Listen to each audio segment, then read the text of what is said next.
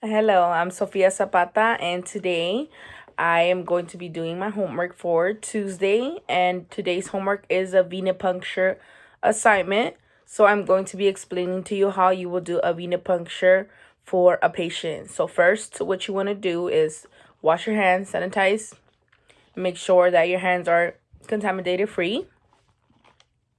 After that, you want to get the equipment and the supplies that you will need for your patient, starting with the patient health record, the lab requisition, the 22 or 21 gauge syringe safety needle, alcohol pads, gauze pads, a tourniquet, bandages, gloves, biohazard bag, and a sharps container.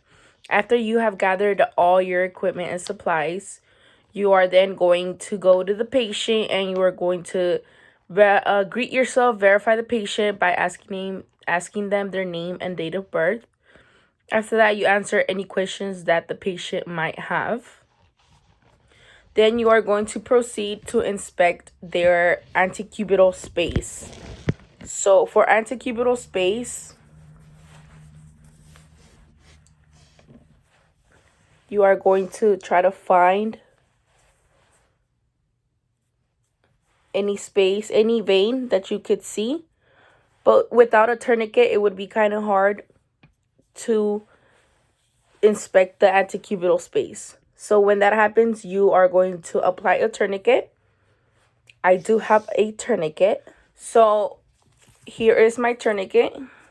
It's going to be really hard to do this, but let's see if I can manage to do it.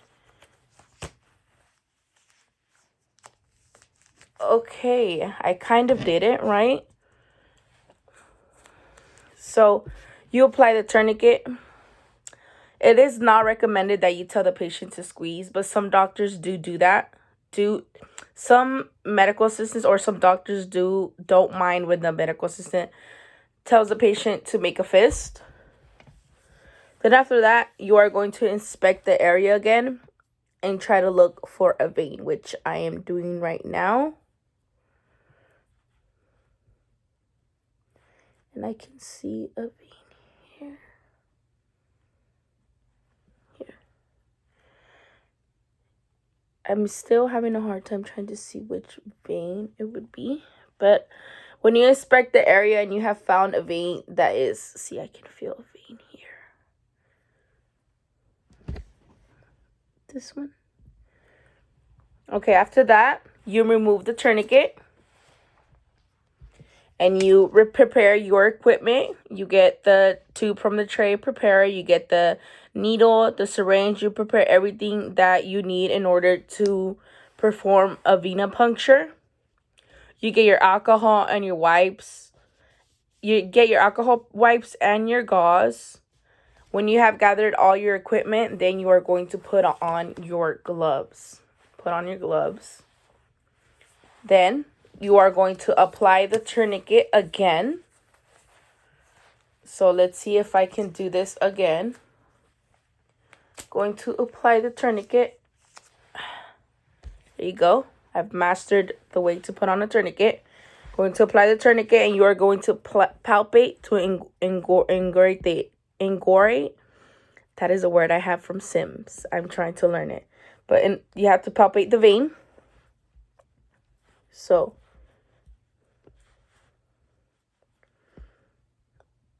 and I can feel the vein again. It's here. After that, you are going to grab a little piece of gauze, a gauze pad, and you are going to wipe the area with alcohol.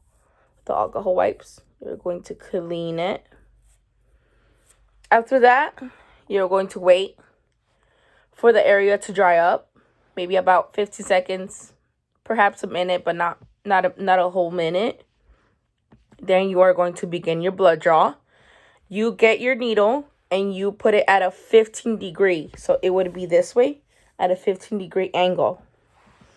After that, you will attach the needle to the syringe, insert the needle into the tube.